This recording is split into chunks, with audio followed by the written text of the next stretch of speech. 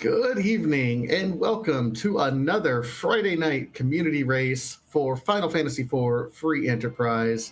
We have four runners here on stream and lots more running in the background. My name is Vitasia. Joining me tonight on the mic, a good friend of mine, Palom. How we doing tonight, man?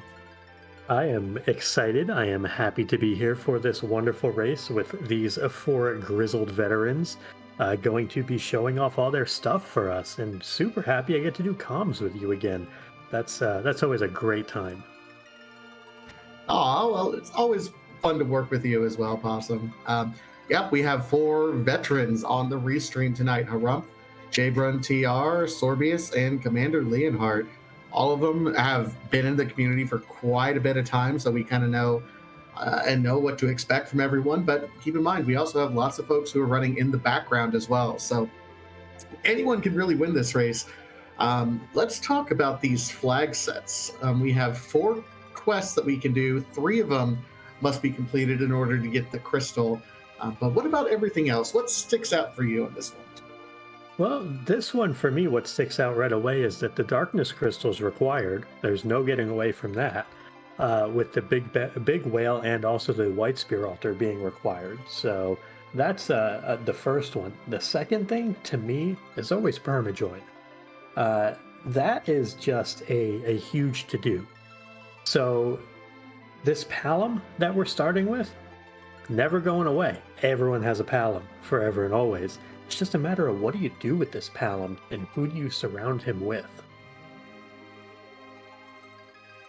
Yeah, that really kind of puts you into a corner almost immediately in terms of your party decisions. You're not going to be able to do like a super melee heavy party. Although, you know what, Palom, there are worse characters to start out with if you're going to have a Black Mage starting character. Now, this flag set was a little bit nice. It restricted which characters could possibly be the starting character. So, you know, you're not going to be forced into any horrendous selections at this point in time. But Palom is, he's good. You get him a couple levels, and then he's got his level 2 spells very early on. We also start with, limited equipment to start, so we're going to probably do a little bit of looting to open things up as well. Yeah, and with that loot, it is T-Wildish, which means see a lot of really nice loot come out. We're going to see some potential tier 7 loot even. And speaking of potential things that we could see, I am very excited to see who we get to pair with this Palom. That's a cane. I might just say yes to that cane right away. And magma key. Wow. You know what? I'm also going to go with this Kane. I love it. Kane is one of those characters that's a little bit more equipment dependent than some of your other characters. You really need to get some gear in order for him to be really good. But you said it, T-Wildish, you can kind of count on getting some decent gear with the number of chests you're going to be opening. Yeah, absolutely. And all four runners deciding to take the cane, not even a second thought about that. Everyone's just like, yep, we're good. Let's take this guy and go with it. And I don't blame them. I like the pickup and that magma key. We may see some real big divergence right away from some folks going to loot, some going underground. Or we may see all four runners go straight underground. It'll be interesting to see what we get here. I really like the underground play kind of immediately as well. You can do some searches. You get one more kind of free check there in the Feymarch. In addition to the Feymarch being a really nice place to get some early looting done, only one trapped treasure chest on your way through. And once you even get into the Feymarch proper, lots of treasure chests to open within the city, and you can kind of face check some bosses while you're there. So very, very attractive to get done early on, particularly when you're still hunting around for a little bit of gear for your starting party. Definitely makes sense. And as you stated, that cane, he is a little bit more gear dependent, but with the high loot tier that our runners are going to be able to experience and go through in the Feymarch, maybe even Sylph Cave if they decide to get a little frisky, Dwarf Castle, there's going to be opportunity. Even the 6 chests in Tamra, where the job dwarf is, become very appealing. Oh, absolutely. And we see Harumph immediately making a play for the Feymarch. Sorbius is actually going over here to Dwarf Castle, and Commander Leonhardt is going to job dwarf. Like, already divergence into the underground. You mentioned it. Oh, there's a ribbon right out of the gate. A ribbon and a dentist. That's honestly a combination I didn't expect to be saying tonight on Restream. You know, you always have to prepare for anything. Looks like Jabron is also looting out Dwarf Castle. Oh, all the crystal armor available for sale there. Dwarf Castle is interesting. It has some decent loot and a few opportunities, but it's spread out, so it can take some time if you're going to full loot it. Otherwise, just checking a few pots here and there, that's fine. Yeah, definitely. And I really like looting the 3 on the way between shops. Really easy to pick up some higher tier stuff there. You're going to want to look at those shops anyway. One of the flags for this, it's as standard. That means you're going to see a ton of good stuff in the shops, tier 5 items. Speaking of good stuff, Solaris, did we forget to hit the button? Because I'm pretty sure that's vanilla for that rat tail. Yep, rat tail is vanilla. I saw some interesting things in that item shop. I at least saw coffins, I think, if not a few other things. So it'll be interesting to see if we repay a visit to that at any point in time. I'm not checking the bosses though. He's good to go. Well, I mean, it's not a boss hunt unless you're talking exactly demist. So the chances of exactly demist being in the Feymarch, it's a calculated gamble on a time perspective. Maybe though deciding, hey, I should go look at them, realizing it is actually a demist, or maybe looking to buy some extra things here and wanted to do some extra looting first. That's entirely possible as well. Other things to take into consideration as we're getting kind of deeper into this, you know, we already have underground access, and as you mentioned, that darkness crystal is the key to 2 of our 4 objectives, so it's absolutely guaranteed. If we get an early darkness crystal, how early do you pull that trigger and go to the moon and start taking a look at maybe making a grind up there, or start opening some treasure chests up there? I mean, that's always the question at this point. Yeah, I know. Well, there's a Mylon of some form and a Sparkle, so nothing that's really going to be too appealing for our runners right now. But I would always be looking out for sirens somewhere. And whether it be on the moon, whether it be, you know, making omelets and cracking some eggs, whatever the grind would be, especially with Palom, as far as your magic is concerned, and also with Kain as far as melee, they are 2 level-dependent characters. I know that might seem a little silly. Well, all characters are level-dependent, sure. But these are some characters that truly benefit a lot more from levels than, say, a Cecil that you can slap a giant sword on and kind of laugh at the game. Kain really likes those strength and agility multipliers, and Palom likes Quake. I mean, I think we all like Quake. That goes without saying. And the fact that he gets it so early relative to the other black mages, I mean, you can have its potential to have Quake on Palom earlier than even a Fusoya, depending on how the dice rolls, honestly. Speaking of things that are unpleasant or pleasant, depending, you know, on your perspective, there is a wyvern at the Asura spot, and I mean, we could just have our darkness sitting there and watch our runners do literally everything else.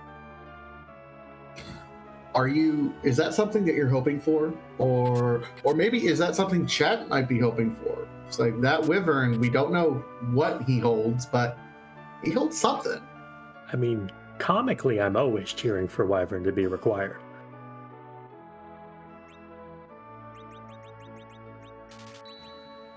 I tend to think Elysee is right. Chat always wants a wyvern. That's true. Chat, I've been a part of too many conversations with you. Y'all are sadists. Let's be realistic. Definitely not wrong. We love our rude, whether it be chat or comms or anything in between. And any way it can be facilitated is appreciated. Whether that be a wyvern in the Feymarch, or whether that be, you know, like a vanilla Ogopogo that's required, or even, you know, some form of gauntlet up there. We like our rude.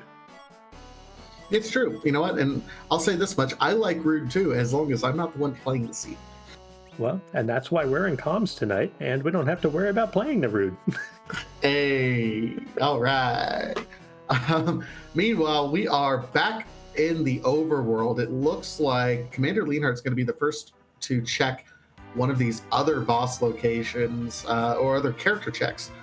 Meanwhile, Jabron is going ahead and getting himself the hovercraft, not necessarily needed at the moment, but going to take advantage and come over here to Antlion Cave.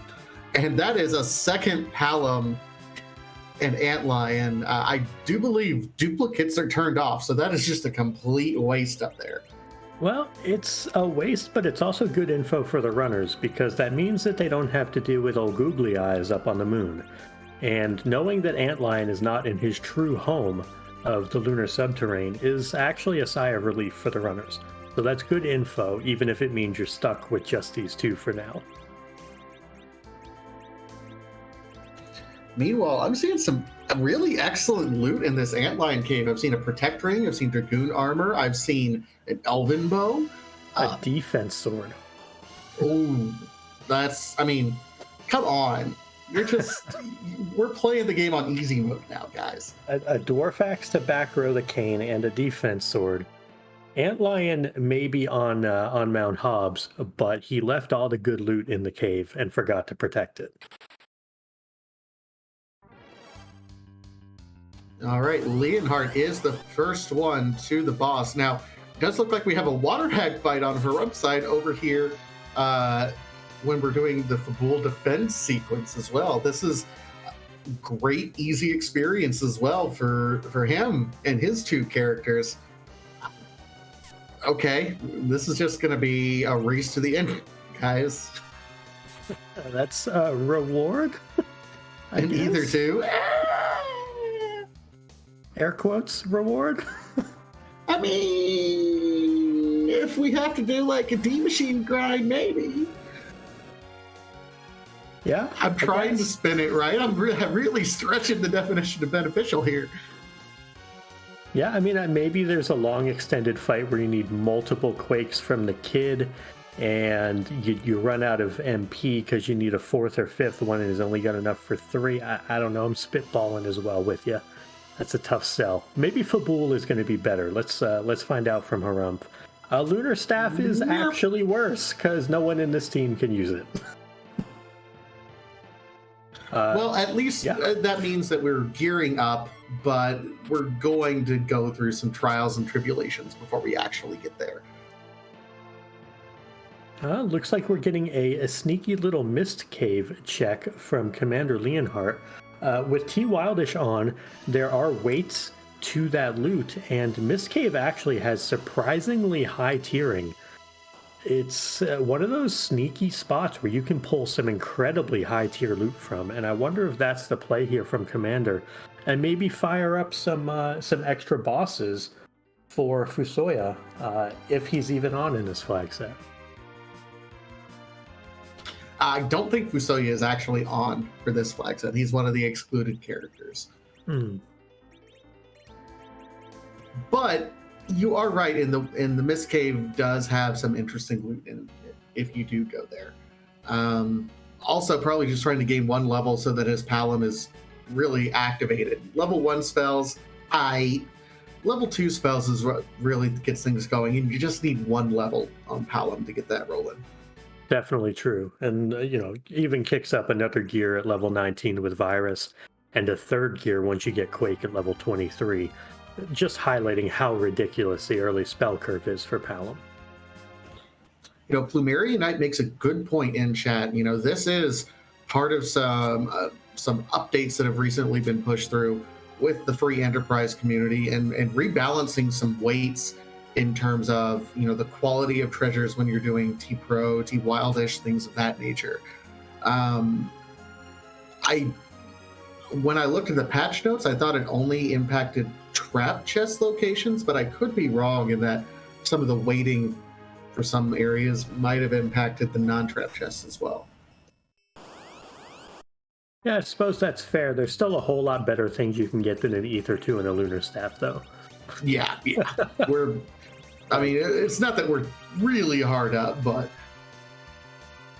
you could see a Curse Ring and a Heroine Robe as far as your Tier 4, Tier 5, instead of an Ether 2 and a Lunar Staff, or whatever Lunar Staff is. It might still be Tier 4.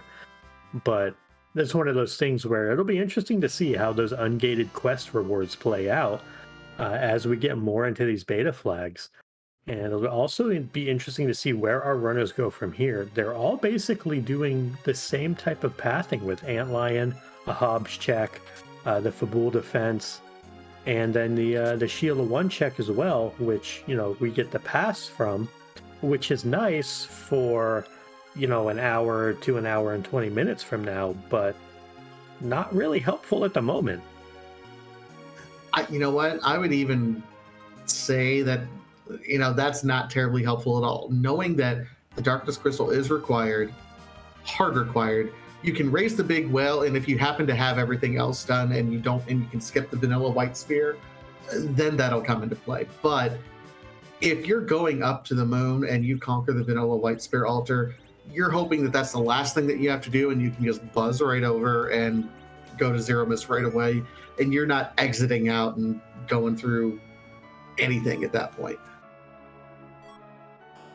Oh, yeah, thank you, Frith42, 5 gift subs. Thank you so much, Frith. Yeah, thank you, Frith, for the generosity. Very, very kind of you. Speaking of kind, it looks like we have a potential someone for this lunar staff. That's a Rosa hanging out in Baron Inn. There are 3 worse characters to have on Permajoin than Palom, Rosa, and Kain. Yeah, that's an endgame viable party. If you really got to push yourself and have to do Zero Mist in a 3-man party, that's perfectly doable right there on its own. I'm 100% happy with that. This is a really awkward fight for our runners. This Paladin renders Palom useless. It will absorb all of the magic that Palom has access to, and with 4,000 health, that's going to be a lot of jumping. Looks like Harumph is very well geared. We'll see if the other runners have enough gear to survive these hits. Looks like Sorbius has to take a reset, doesn't have the same defensive equipment. We'll see if Jabrun, TR, or Commander Leonhardt fare as well as Harumph is right now. I wonder, is that the Dragoon armor that's helping him with the Pale Dim damage, or is it something else? Most likely Dragoon gear, because the other alternatives to help with that would be things like glass hats, crystal rings, things that would be much less likely to see. So that Dragoon armor, or even like a Dragoon helm, would make a lot of sense. And Harumph able to get through this. Jabrun TR also taking only 1 damage, so it must be Dragoon armor. And hey, our adamant rock, shiny rock of hope, that's half of our equation for objective number 1. And without a second thought, Harumph does say, yes, I will absolutely take that Rosa. Jabrun right on his heels there. Looks like, on the other hand, Sorbius is up on Mount Ordeals right now. Going to give that a swing. Yeah, that'll make Baron Inn quite a bit easier on the way back for him, because he will end up with Virus on the Kid, and looks like he's going to take a mini grind here in order to get Virus. So this is the type of thing where he's looking to power up that Palom to get him through this, and then double back to Baron Inn is my guess. Looks like everyone else having a lot easier time with Pale Dim, so that just means that Sorbius did not get the Dragoon armor, it looks like, that everyone else did. Yeah, that was located in the Antlion cave, as I recall, one of the early treasure chests. That being said, I really like the early grind from Sorbius here. You would be amazed at how much quicker everything goes if you can take just a couple fights up here at the top of Mount Ordeals and get a Virus or a Quake rolling on the Kid. Everything just starts becoming that much easier from that point forward. So it's a minute or 2 time investment that can save you lots of time down the road. Yeah, most definitely. If you can get to level 19 for Virus on the Kid, makes a lot of things go a whole lot quicker. However, it's gonna be a little awkward for our runners. They're gonna have to do some patient strategies for this Asura. It does look like Harumph benefiting greatly from some extra looting here. This rune axe for this Kane against Asura, this could be a one-shot here. Absolutely. And that was right at the base of the mountain, too. So if you skipped those treasures, which some runners do quite a bit, actually, you're going to be punished a little bit. Now, we also had an elven bow that was available earlier in that Antlion cave that can help your mages deal a little bit of that damage if you happen to skip it. But chain jumping and one-shotting Asura is life. That's just so fun.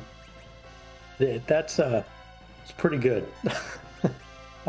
Pretty convenient. Looks like Harumph and Jabron TR having a lot of very similar gear here, making very similar choices and progression. We will see if Jabron TR is also able to get this one shot on Asura. And no surprise, Commander Leonhardt also taking Rosa here. Do not blame him one bit. And Sorby is done with his grind, has Virus, and should be ready to go here as well. Meanwhile, Harumph is through Octomam already. Blink and you will miss it. Yeah, Defense Sword Cane tends to make things go by pretty quickly. And Palom, here's the thing: there's been easy ways to get through these other bosses up on top of Mount Ordeals. It's kind of mitigating the grind that Sorbius did. You know, if there was stronger enemies that weren't as elemental resistant as some other bosses, you know, having, you know, Octomum there, who's weak to lightning, for example, that mitigates, I think, a little bit of the grind there up to Virus. Yeah, and one interesting thing here also with Harumph and with Jabron, they have Kane in the middle to take advantage of the extra accuracy. Sorby is fortunate to get the one shot there as well, but that is one thing of note, that middle slot giving the extra accuracy is very heads up by Harumph and Jabron. Meanwhile, the final fight up on Mount Ordeals is guards, which, I mean, all right, we're gonna melt them as well because they're also mages, so that rune axe will do just as much damage to them. Now, we are rewarded with the hook, which normally we don't. It's like, who cares? But now we can turn in the rat tail, and if we want, we can also do another character check at Evelyn Cave. Yeah, I definitely would turn in a rat tail.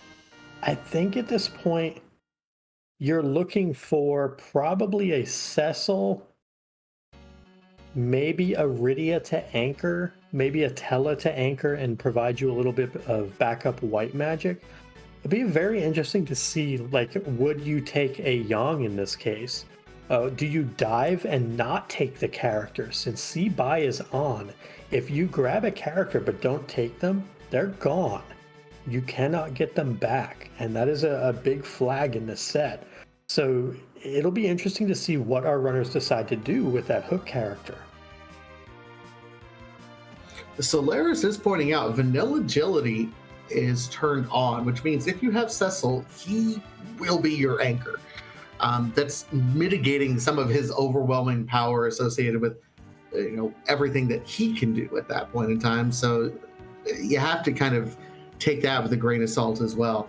We don't have a ton of gear for everyone else. We've only really seen so much loot at this point in time, and it's been just enough to equip everyone. Now we have kind of a spare rune axe. We have maybe a spare bow going on, but so far kind of the major power items we have are just conveniently what we have for a party, and that's it. Yeah, absolutely. And we see Commander Leonhardt showing off the lifelock strats, which do work a whole lot better when Rosa decides not to miss. That was very unfortunate. Commander getting trolled a little bit by Rosa there, but should still be able to get through this one without too much issue.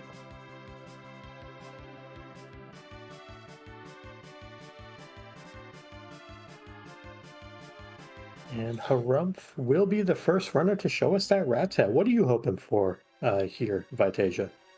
I'm hoping for well, okay, Baron Key. I wasn't going to say Baron Key, but I'll take Baron Key. That is are unlocking our objective number 2. So that's interesting. That's kind of significant right at the moment. I could easily see our runners making a detour to Baron right away. Maybe checking what character is in Eblin. I was kind of personally hoping for Twin Harp because I always hope for Twin Harp. I mean, Twin Harp is great if I'm not racing. So yeah, I also want to see Twin Harp. Darkness at Twin Harp, bring it on. Oof, Darkness at Twin Harp. Ooh, oh my goodness. All right, so Poison Claw there. This is interesting. So we have a free character check here that Harumph is going to be doing. Possum, I'm going to switch this around on you now. What characters do you want to... Which characters would you pick up, and which characters... Okay, which ones would you pick up? Which one would you reset out of and make a decision later? And which one would you abandon and say, I'm never coming back here? I think with Sirens available in the shop, any functional character suddenly becomes very viable. I know that at least a couple of our runners have found a curse ring, which means that Palom can anchor in a pinch, or many other characters as well. But like a Yong, I wouldn't hate picking up a Yong. Even a Cecil, I mean, you can just get to power overwhelming, and the benefits, I still think, outweigh the detriment. I mean, there's not really a bad character other than probably Tella now, because he's so level independent. So I think that really opens up having access to those Sirens this early, really lets our runners do whatever they want party-wise. Even a Rydia or a Porom are on the table here because that would give you 3 mages. You know, worst case scenario, pop 30 eggs, then go destroy everything else in the game. God, I just threw up in my mouth a little bit when you said, let's go pop 30 eggs. That sounds like a good... I mean, it's viable if we have to, but oh my gosh, time sink. I hear you, though. I hear you. Anything at this point in time, you're right, is good. I might hesitate. I'm not a huge fan of mage-heavy parties personally, especially ones that take a long time to get activated. And we haven't seen a whole lot of good summons. Like, I don't know if we picked up a single summon yet. So I might hesitate about Rydia. And Tella, I would, yeah, he's kind of garbo at this point in time, except for an anchor. Everyone else, though, can do nothing but help contribute at this point in time. I'd pick just about anyone else up. Yeah, I would agree with that. And these Stalemen are giving Harumph the business. The Stalemen are the sneakiest trap chest in this game. You always think, they only have 2,200 health. We'll be fine. No. The Stalemen are rude. They put you to sleep. They're just nasty. They do mean things. And they cause a reset in this case. Not great for Harumph. Thankfully, he knew where that heroin robe was, which he was able to pick back up, and knows where he can get his Siren, so he'll be fine, but still a little frustrating that he does lose a little bit of time there, and decides to sell the heroin robe to buy Siren, so what do I know? Yeah, that's perfectly fine. Meanwhile, the king and queen of Eblin have been pretending to be the king of Baron, so 2 monarchs in a trench coat hanging out in Baron. So that's interesting to see on Jay Brun's side. For going into Eblin Cave for that extra character, this will be interesting to see if he picks up another character, it'll be fun. A Cat Claw as well that I see on her upside. Oh my gosh, now I want a Yong. I want a Yong. Yeah, with Sirens and with a Cat Claw, I mean, that just says give me Yong and let me get levels and let me figure out what I need to do from there. Maybe not all the levels, but some of them. There's a Poison Claw earlier, and it's a Rydia. Oh, Rydia. Yeah, and Harumph says, no thank you. I agree with this, because again, with C-Buy on, I wouldn't take her yet, because I would want to figure out, is she going to be my 4th party member, or is she going to be my 5th party member? 4th being someone I get to nuke and commit to. 5th being my 4 agility perfect anchor. And you want to see who else is in the seed, so I very much so think this is heads up from Harumph to not commit at this time to that Rydia.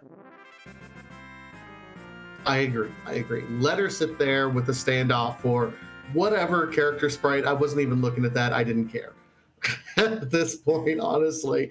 But Jaybrun gets through. Oh, hi, would you like an Edward? I'd rather have Iridia. No spoon flag, so yeah, I'd rather have Iridia. And it's not close. Unless this is like exactly Darkness Crystal from this, Baron Liberation, then you might be able to get through the basement and the White Spear altar, maybe somehow into Eddie Strats, but man, that's a tough ask. Yeah, that's like very peak performance, have nothing to lose. I'm going up against, gosh, I'm down 2-0 against Dusty Griffin. I have to win something in a tournament. Yeah. Like, that's the only time I'm going to do that strat. There's a pink tail. No adamants are on, but that is, oh boy, is it a tier 7 or tier 8 on this now with beta? I have to defer to you on this one, Vitasia. I'm going to look it up as best as we go. I do not know if that's tier 7 or tier 8, because I know the only tier 8 items are Adamant, Excalibur, and Crystal Sword or something like that. It's almost nothing. So I have to believe it's either tier 7 or tier 8 with some various weights. But I haven't read the changelog. I haven't memorized it enough to know for sure. I'm hoping someone in chat can help us out. Speaking of things Edward would be good against, this Baron Basement objective, in fact, Edward would be phenomenal for it. That's Dark Knight Cecil, y'all, and that's about 700 damage Dark Wave, and that's a bad day when you don't have a Bard. Oh my goodness. And we just dismissed Edward. Yep. And everyone's going to dismiss Edward. There's not a runner that's going to take him. And then they're going to see that DKC and they're going to laugh or cry, one or the other. Well, I tend to think that's not a bad spot for Dark Knight Cecil. I think it's pretty easy to out level that particular spot because 700 damage, yeah, it's not fantastic, but you can do reasonably well there. Jaybrun showing us Dragoon Lance for that wonderful pink tail turn-in. It just screams eggs to me. Yeah, let's go not crack some eggs at this point in time. That feels like the right answer. The problem is we're actively actually starting to run out of locations at this point in time. We've done kind of all the initial overrule checks. We still have a couple. I mean, we still have Dwarf Castle that we haven't taken a look at. We still have Lower Babel to take a look at. I don't know if either of those are terribly attractive or anything. I think Dwarf is far more palatable after some Sirens are cracked. Dwarf 1 can be particularly nasty. Dwarf 2 usually a pushover, but a couple of eggs and that really makes Dwarf Castle as well as Keyless Tower pretty free. The big issue with Keyless Tower is it's a pile of health. It's 22,000 or 22,000 health, 18,000 health. I don't know. It's a lot. It's going to take a hot second to get through, so it's a time commitment. Dwarf is also a time commitment. It's 2 bosses and a lot of cutscenes.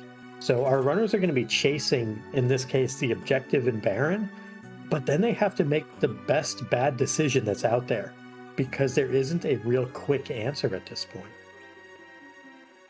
No, you're absolutely right. And that's why we see these runners kind of checking everything else, because there's not a good decision. If you have to choose between Dwarf Castle with its 2 bosses, 1 jack, and in Lower Babel, if you're not happy with your party, I really actually kind of like the Dwarf Castle check right now because it is also a character check at the same time. After cracking some eggs, you're not stepping foot in there until your Palom has Quake. You just shouldn't. Yeah, I mean, you can. It's probably going to go poorly. Nary a runner taking this poor Iridia. Everybody leaving this little girl stuck in the cave. Not surprising. A little bit sad, though. That's definitely a how rude moment. I can just see in my mind like the Mary Kate and Ashley Olsen from the early 90s going, how rude are you to leave a little girl in a cave facing off against a monster and not help her? And speaking of rude, Commander Leonhardt also starting to get the business here from the Sailman, but he has that heroin robe on and is going to have a much better time of this, whereas some of our other runners had sold it. Harumph, as you said, does get the bad news. That is a DKC waving goodbye to his party and squish.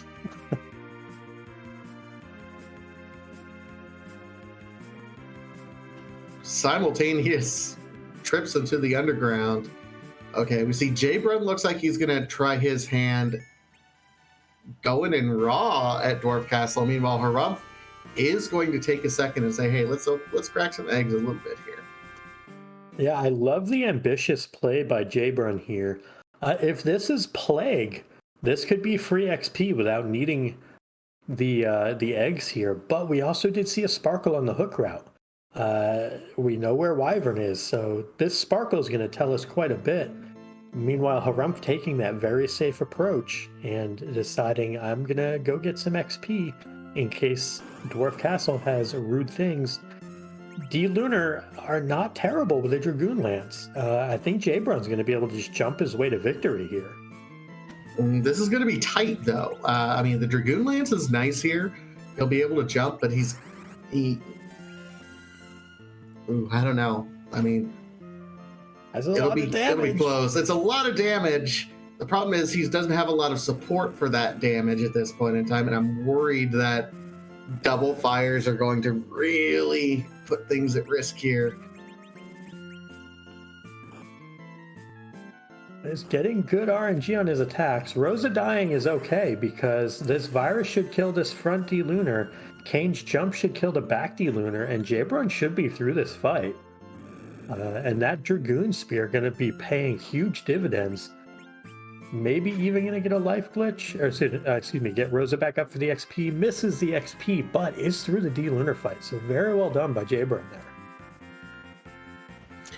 And we have a correction. Leonhardt actually picks up the Rydia and says, I will take the kid. I will be the hero that will not leave the child sitting alone in a cave. And that does beg the question, is Leonhardt willing to keep her as an anchor? Or is he looking to embrace the 30 Sirens in a Dream strategy and just get Nuke, and White right away? Or is he going to let Rydia hit things? That's a heroin robe on the small child. Yeah, he has plans for that small child at this point in time. Now, let's talk about this unfortunate Golbez location CPU. Well, got the Cure 2 off, so it's going to save the Quack Kid and one Quake, and this fight's going to be over as long as the kid learned it. And he did, so might even be able to get Rosa back up for this XP. Again, if not, still going to have the ability to use those Sirens. But Jaybrun is going to be the first one of our runners to show us what Dwarf Castle has. And Sorbius is going to be the next of our runners to have the bad news of what's in Baron Basement. It's a little bit of an oof. Jaybrun does get through. That's gutsy. I'm really happy. So Jaybrun, making some moves, comfortable with his party, knows exactly what he's doing, and getting through things a little bit faster. That's, I hate to say it, but we're speedrunners. That's kind of the name of the game. Pushing things a little bit. Yeah, I mean, if Jaybrun can get to 10 key items and not have to grind to do it, then that's quite good. And looks like our runners say no again to the Edward. Harumph picked him up, though. Oh, Harumph took him. Ooh. And just a protectoring. That means that doesn't guarantee that our access is in the lower Babel, because we have a couple other locations that are the least appealing that you do not want to see at this stage in the race. So Harumph downing the Edward So that Edward may play two very vital roles here, especially if there's a curse string floating out there for Harumph. I know Commander has it, I don't know who else has it, but you could curse another party member, have Edward at relative agility 1, and get a hide off on that barren basement. That may be Harumph's play here, where he's going to get levels on Edward just from that one singular fight, and then let him sleep for the rest of the seed. And then maybe commit to like Iridia, for example, and get her all of those levels to get her to wherever it is she needs to get to for Nuke or Quake or some, good use of a spell.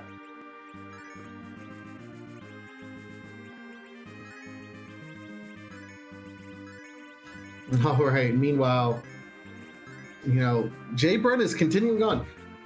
Jay Brun has not done any grinds. His Rosa is still rocking Cure 1. Here, climbing the tower. Level 18. I mean, he's doing all right, but he's like, okay, let's check to see what's going on with this lower tower. It's another Sparkle. I think this is either Ogopogo or Plague, because we've seen every other Lunar Sparkle, right? Yep, that means Ogopogo and Plague are having a meeting of the minds. Up there on the upper and lower Babel area. Our runners want this to be Plague. If this is Ogo, that's a little gross. Yeah, this is bad news bears for our runners. This is not the fight you want to see up here. Not for a while, anyway. No, and I think right now this is going to be kind of the major bottleneck point for our runners, and not just our runners on the restream, but for all of our runners who are in this community race. Everything up to this point, I'm not going to say it's been easy, but it's been straightforward. You got some good gear, you got some party members that complement each other very well.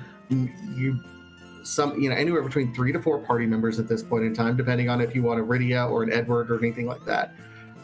But you have now 3 choices. You have a very difficult Ogopogo fight at the top of Tower of Babel, or at the top of the lower Babel tower, or you have a couple of fights in the Feymarch. Are your guaranteed progression, one of those 3. None of those are terribly attractive right now.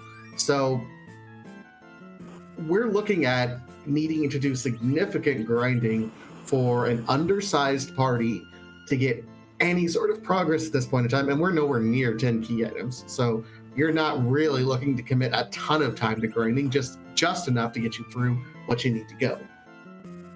Yeah, and it wouldn't be bad. Like, maybe our runners go take on whichever Mylon is in the Feymarch. But this is one of the awkward things is, did any of our runners actually peek which Mylon it was? Not that we saw on stream, no. Yeah, so that's a thing that is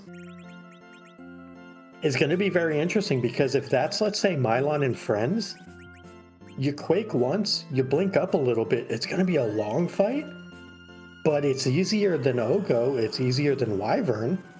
That would actually be your most manageable fight at the moment. We'll see if Commander commits here to Edward. Says no. So Commander opting for Iridia instead of Edward. Looks like Sorbius said no to the Edward and the Iridia. We know Harumph picked up the Edward, and Jabron is just going toe-to-toe, having this Kane rocket out against Ogopogo here. And doing a heck of a job managing this right now. But just has to manage and trying to dodge these big waves as best as he can. This is going to be interesting because Ogopogo swings again. He's got great defensive stats, but the problem is these big waves are coming out fast, very, very fast. Yeah, and we are about to get some news on Harumph's side. He has the HP now with that Kane and with this Rosa. That's Cure 4. So he is committed to getting through this DKC, which is his objective. That's going to be our first big piece of news for our runners. Boy, do they hope this is progress. Either way, it's an objective, which is great, but they need something to do. And the options right now, as you've alluded to, are not great. No, you're absolutely right. And I completely had forgotten that we had Barren Basement still. And considering it's an objective, I think, you get the health and then do your objectives. I think that's the mantra that every speedrunner wanting to join this community should live by. If you can do an objective, do an objective. Absolutely. Well, and Harumph is doing an objective. It's not pretty, but Kane has enough health to do it, and that's all that matters. So that is going to be objective number 2 on the board for Harumph, our first restreamed runner, to go ahead and get through an objective. I think that's also a great segue time to thank our runners for volunteering as tribute to this seed, which has blessed us now with a pan, which is definitely a potential progression. Yeah, at this point, that opens up 2 more checks. One, when you smack Yang in the face with the pan to wake him up and down into the underground, and another when you turn it in. Now, most of our runners have already done the double dip. They've defended Fabul, and they've let Sheila know that her husband is spending time with a bunch of, winged fairies in the underworld, which, as you would think, would make any wife concerned. Yeah, Yang just needs to come home and be a good man, and stop doing whatever it is in the Sylph Cave he's doing. But maybe Yang will have the goods here after you beat him on the head with that cookware. You never know. Lord Goober, when you say whammy on top, you mean the top of Tower of Babel? We do not know what item is there yet, unfortunately, but we're taking wipes at this point. Yeah, Ogopogo here, not great. And Soria is also about to get the news that Ogopogo, not great. Commander Leonhardt also going to get the news that Ogopogo is not great. But Harumph is going to show us what this pan has, and we are going to be very happy, except it's just an elixir. So we really need the Sheila 2 check to have some value for Harumph here. I mean, regardless, he's already gotten 1 more objective than everyone else has done. And he's already done quite a bit of grinding, honestly, for his party.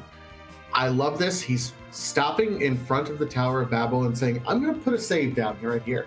If Sheila 2 is nothing, I can do a quick reset out so I don't have to go back and fly through. I love that kind of heads-up play by Harumph that he's doing.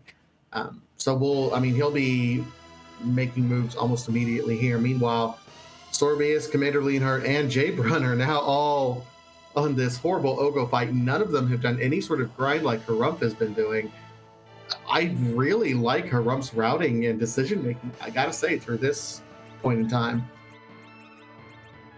Yeah, Harumph has been killing it so far. Sand Ruby, I don't know that we have eyes on the character in bed, but Sand Ruby could help quite a bit. This is another one of those checks. I mean, obviously we have Harumph has Edward that he's keeping down, and that's going to be his anchor, which is perfectly fine. If you've already committed to Edward being your anchor, I think you don't pick up your Cecil if it's here, because that would ruin your anchoring plan. But what characters do you and don't you pick up here?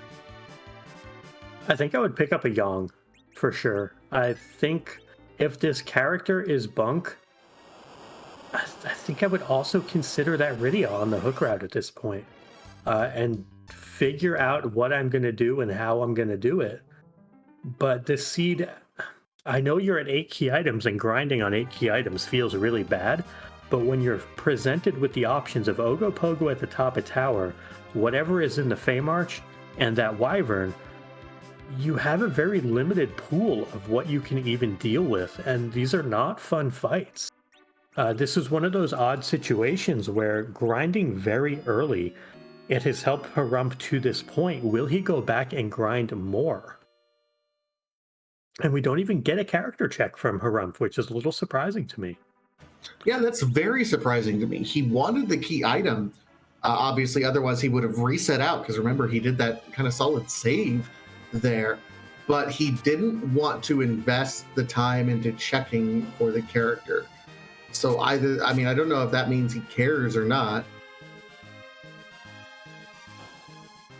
Yeah, it's tough to say. It's a very difficult spot for our runners to be in. It's just one of those things where there's no easy, no good, no clear solution. There's no great path forward. It's all just kind of wall, wall, wall, wall.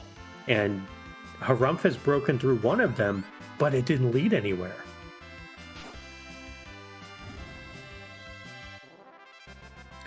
And Commander Leonhardt resetting back from the top of tower, turning in the rat tail. Yeah, Commander has not done the Baron loop that some of our other runners have already done, so he's actually a little bit behind everyone else at this point in time. Oh, Sorbius is through the Ogopogo, our first runner to show us what's at the top of the tower. I mean, this could be significant for Sorbius at this point. It's just a power shirt. Oh, gosh. So we either have Demas at Magus Sisters or Feymarch. Those are our options, right? Yeah, and I'm not betting anything on Demas at Magus Sisters. So, yeah, we're looking at the Feymarch. So you have either a Mylan fight or Wyvern. I wanted Darkness at Wyvern earlier, all right? I'm just saying.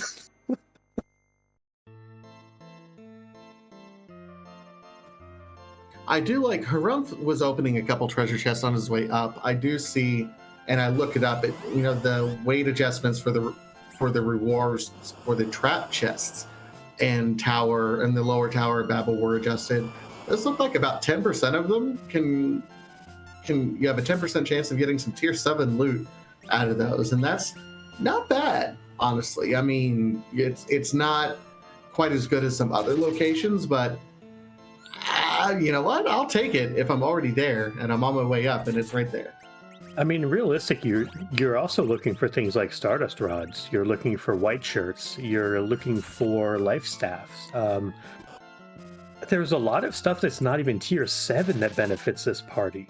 You have a defense sword already, so the only thing for Kayn that's really great, in addition to the power shirt that our runners will get, would be something like a Zeus Gauntlet, would be, I guess, an Avenger. That's kind of it for Kayn.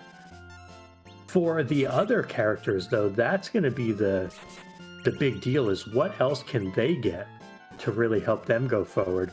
But we do see here Harumph is having a really easy time with this fight because of his levels, even throwing out a Quake, not caring about the counter Blaze, just crushing this fight because of those levels. It's always worth it. That's something that you eventually learn when you run this as a speed run.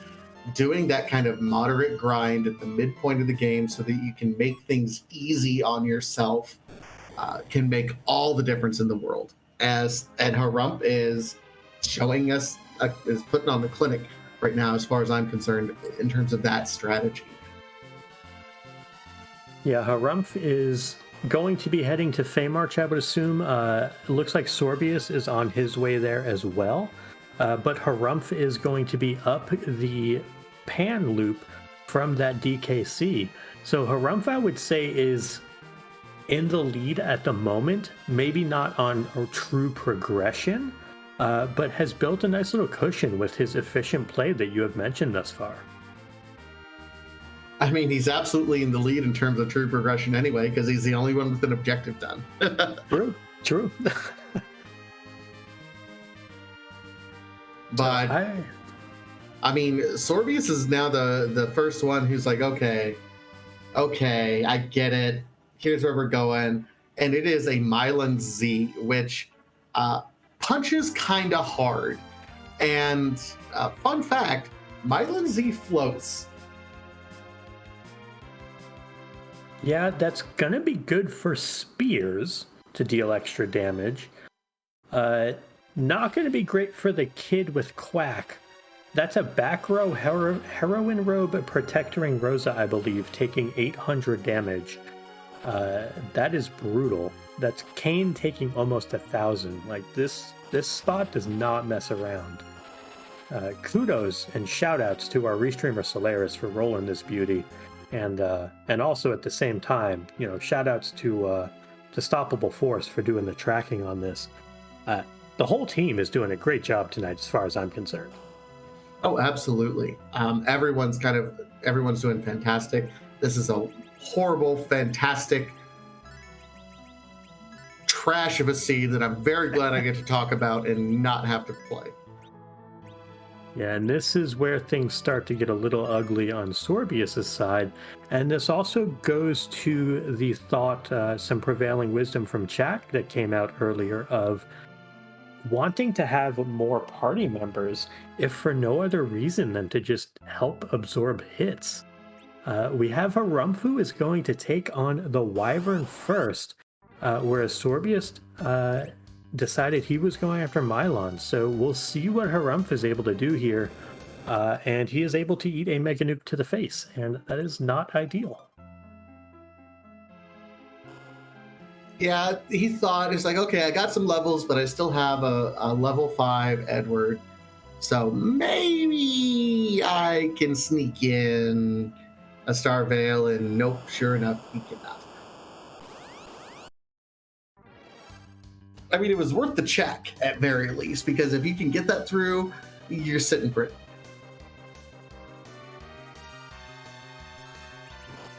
And looks like Harumph has decided that was a cute little adventure. Let's play with the Mylon instead, and the Mylon decided to deal 1,600 to his Cane in the front row. Honestly, very nice of that Mylon to not kill him outright, as he would be wont to do in this particular situation. Sorbius unfortunately falls to the Mylon Z. Again, not too surprising. It's a really punchy spot, and it's fast enough. This might be a time to lower the battle speed or to go grind a little more like Harumph has done. Yep, I think the question becomes, where's the next grind come from? You know, who does any sort of grind? Remember those sirens that are available in Eplin? That's the key right now. You know, go crack some eggs, take some time.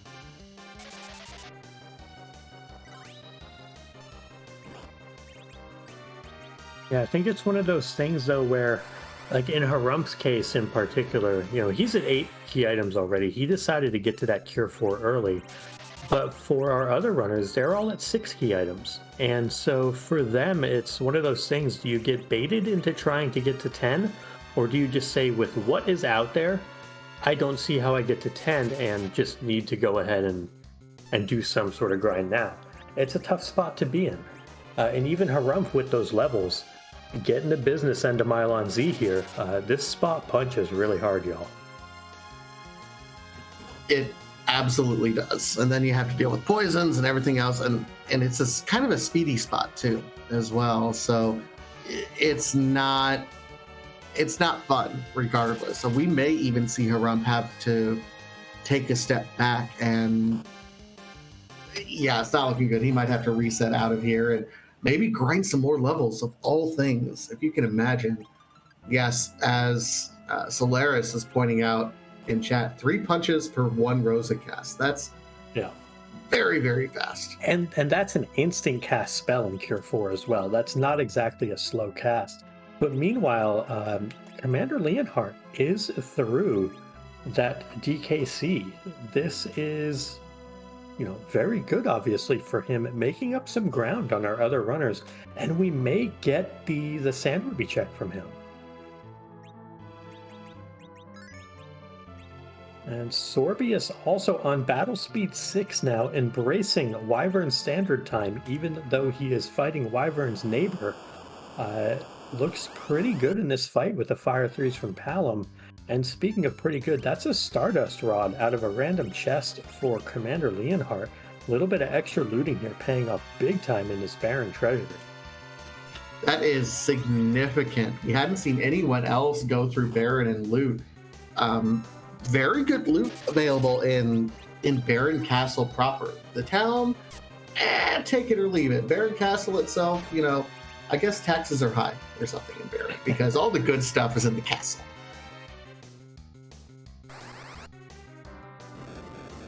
Yeah, our runners probably wish there was more good stuff in there, like not an Edward for the character, but here we are. And Sorbius is through Mylon Z, our first runner to show us. Is it Mylon Z or is it Wyvern? Drum roll. Oh, Well, okay. I mean, guess we'll find out soon. sure, I guess we'll do that. Why not?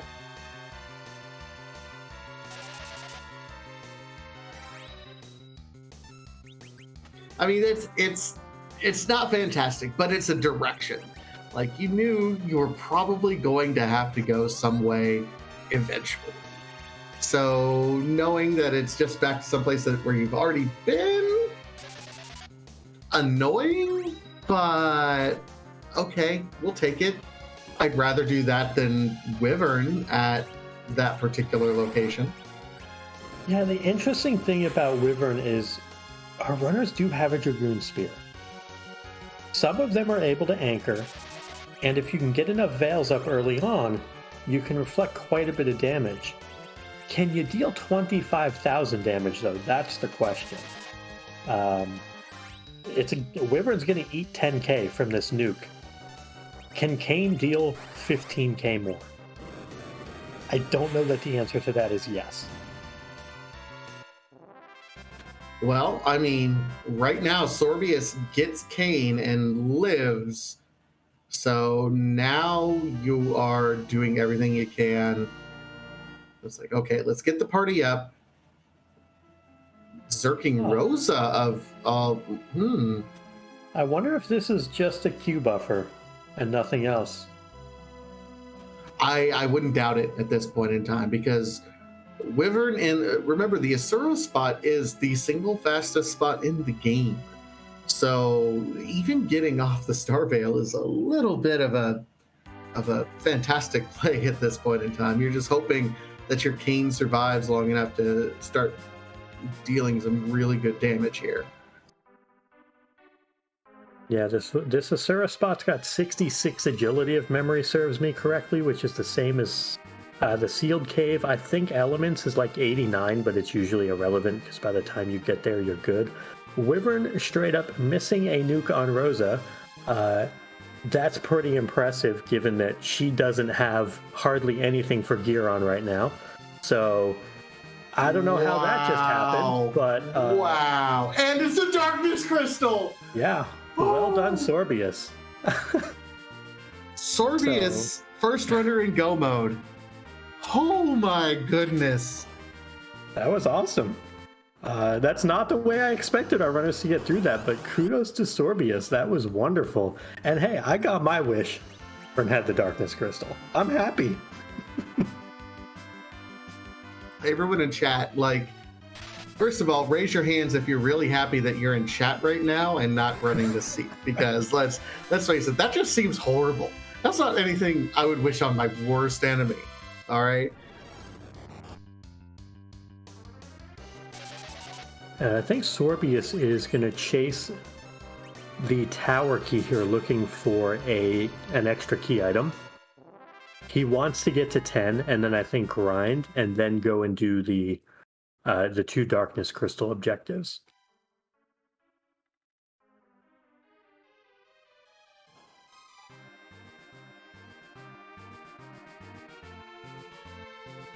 All right, so Harump is going to be getting the bad news that here's the worst thing that could happen for Harump right now, because he's got some levels already, but the worst thing that can happen to Harump right now is that this leads him to like the Twin Harp, which could lead to the Luca Key, with like really a deep rabbit hole that we know is eventually not going to lead him home. The Wyvern is 100% required at this point in time.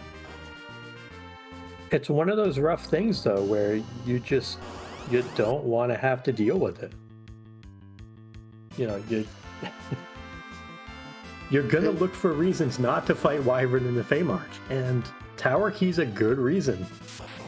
I mean, it's a good reason not to deal with it, yes. I don't disagree with Harump's decision to abandon ship and say, not dealing with it right now. Sorbius's decision, I can also understand. It's like, I'm here, I might as well give it a shot, and he goes through, and it's the twin harp. Vitasia, why? Oh no. I mean, I'm happy we get music, but oh no. Poor Do Harumph. you want to do a fetch quest? Oh, this is... yeah, I'm glad we get music too. It's just music you don't have to do that we know. It's a tragic comedy accompanied by some great music, is what it is. A tragic comedy accompanied by some good music. Is this? Goodness, I'm trying to think of what musicals are tragic comedies that are accompanied by good music. Most of them? I mean, you're not wrong. I mean, let's be realistic.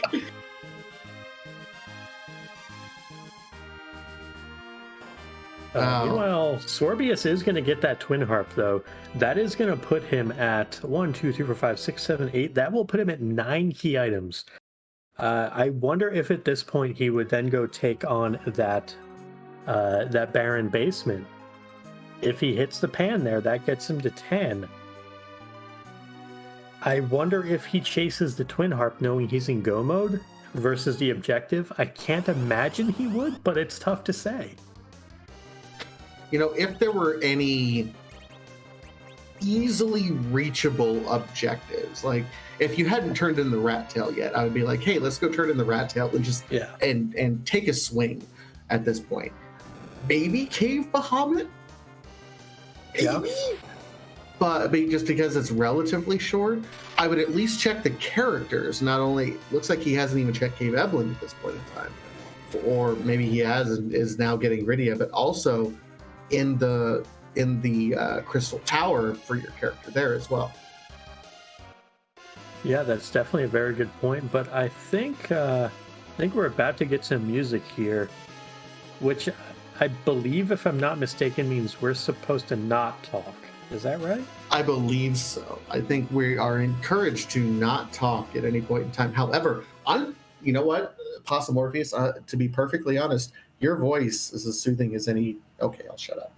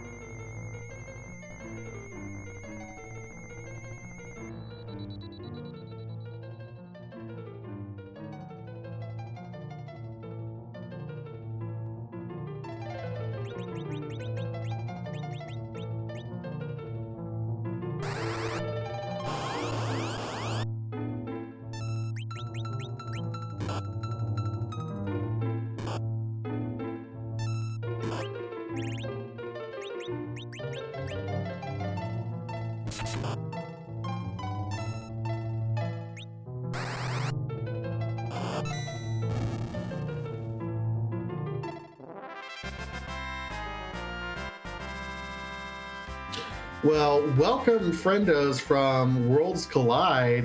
You probably recognize that music. Our Edward Hart music is the Final Fantasy VI battle theme, which is one of my personal favorites of all things. And hey, let's go down a deeper...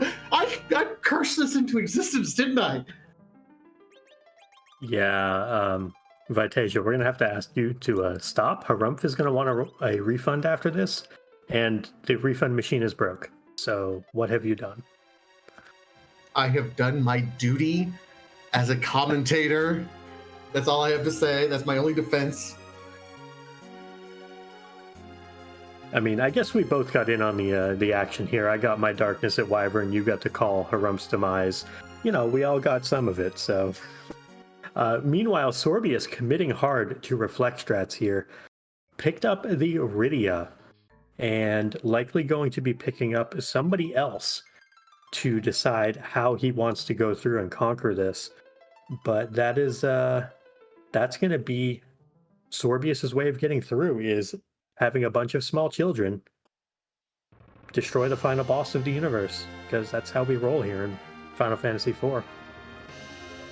Okay, when we say a bunch of small children, I just need to establish, because this has never been established to me. Post time skip, how old is Rydia actually? Is she still child, or is she not? 17, I think, which would technically still make her a child. Okay, still child then. Okay, I'm cool. That's fine. Then we can still call everyone child. Yes. I guess Rose is not a child. Maybe she's like 20. Hard to tell with Free Enterprise, with Final Fantasy IV. Meanwhile, Commander Leonhardt, also picking up the Darkness Crystal, already has done the Baron Basement Throne. So depending on how he routes this and how he grinds, he could also be joining Sorbius very soon. And Jabron TR also diving down into this Baron Basement. Does not have Darkness Crystal yet, but going to be chasing this objective number 2. I mean, I really like chasing this objective and getting that done.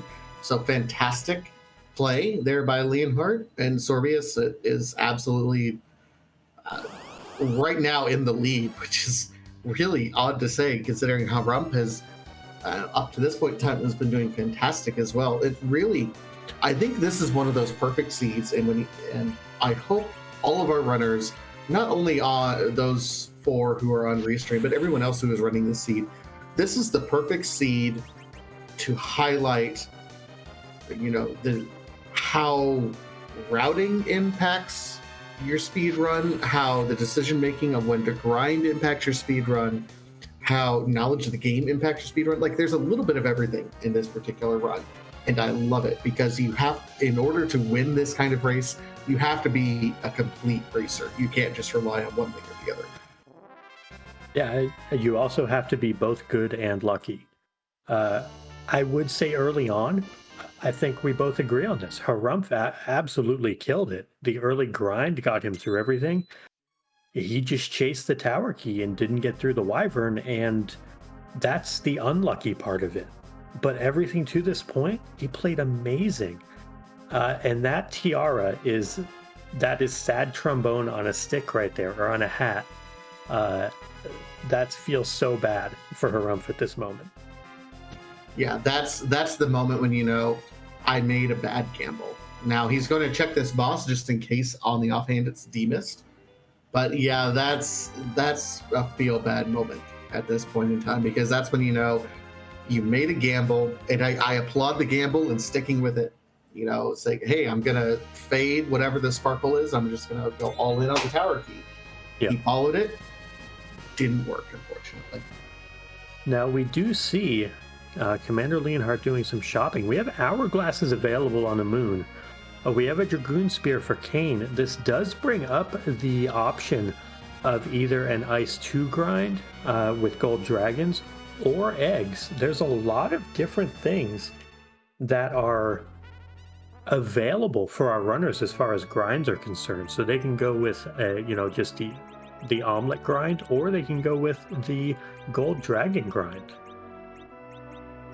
Both are good. Gold dragons are a little bit easier if you happen to have some life potions and a good way to deal with them. And we do with the Dragoon Lance. So honestly, I kind of, either way is viable, but I tend to go with gold dragons myself at this point in time. Yeah, I think part of it to me would be just quite simply, you're already on the moon. To get back to the more traditional kind of egg grind, you have to make a trip back to the Earth, and then you also have to make a trip underground. It's a lot of extra flight time, just a lot that our runners would have to deal with, and our runners have already committed to their parties, so another Rydia not exactly going to help them much. But here it is, this party and this seed. You pretty much have to do reflect strats with it. You just don't really have another option, and looks like both Commander Leonhardt and Sorbius are going to start diving down the lunar subterrane. They are going to most likely be popping sirens on lunar subterrane floor 6, using hourglasses, jumping or berserking with Cain. They'll get 180,000 XP as long as they get life glitches off, and after about 5 of those, Iridia will be online with Nuke. So it really doesn't take much when you're getting that much XP all at once. You're right. I mean, at this point in time, you've got to be committed to the reflex strats, I think, for Zero Miss. Cain can still do some heavy lifting to get you through the bosses that you still need to do in terms of whatever might be on the vanilla White Spear altar. We're fortunate in the fact that the vanilla White Spear altar doesn't have quite the HP pool that some of the other lunar bosses does have. So you might be able to get through it quickly and dodge something really nasty. So you're hoping at that point in time, and then grind up just enough to be able to get some nukes rolling. I guess really the concern is, I don't know if anyone's going to have like an official full party for Zero Miss, which is never fun. Yeah, but they'll have enough. Oh boy, so this spot actually is pretty punchy. Mom Bomb here is not fun. Our runners will get through it, but there are far, far better options here.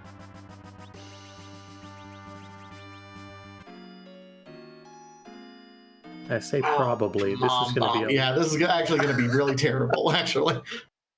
This might be one of the worst spots for Mom Bomb, actually, when we stop and think about it. Yeah, this is not great. This is a lot of physical damage at this spot.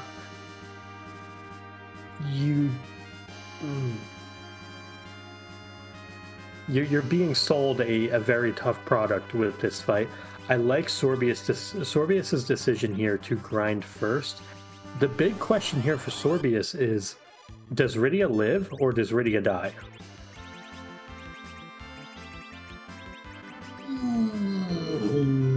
For Sorbius, honestly, I'm worried about damage output at this point in time. I probably would keep Rydia up. Like, I need a nuke Rydia. I need at least 2 people reflecting damage off at this point in time. Looks like you have an agreement from... No, Sorbius killing off Rydia says he is going with these 3 party members to save the planet, and Rydia can take a nap.